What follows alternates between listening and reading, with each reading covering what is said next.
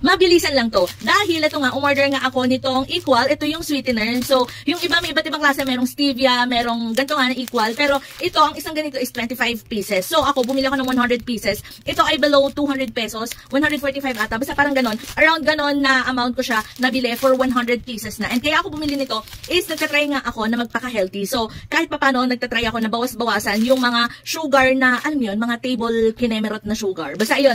Ito kasi ay no-calorie sweetener and made with, anong basa dito? Hindi ko alam kung anong basahin. Pero, ang maganda dito, ang kanyang expiration date ay September 2027 pa. So, kahit papano, itong 100 pieces na to, ay tatagal pa talaga siya. Pero for sure naman, bago mag 2027, ubus ko na to. Dahil nga ito ay ilalagay ko doon sa bala kong gawin na chia pudding. So, again, ito ilalagay ko lang sa yellow basket. Pati kung gusto nyo nung stevia, kung basta kung anong brand ang gusto nyo, basta may makita ko na no-calorie sweetener ay i-share ko na lang dyan sa yellow basket. And yun nga, gagawa kasi ako ng chia pudding. So, 250 ml lang yung ganito. So, bala ko, at least kahit paano meron siyang matamis na ganito. Isang ganun lang, diba? So, ayan, ito ilalagay ko na lang din sa yellow basket. Ito ay real glass. And makapal yung pagka-glass niya. So, 8 pieces yung ginawa ko, or binili ko na ganito. And yun nga, basta i-check lang sa yellow basket. Papakita ko na lang sa mga next videos ko yung gagawin ko na chia seed pudding. So, check out na!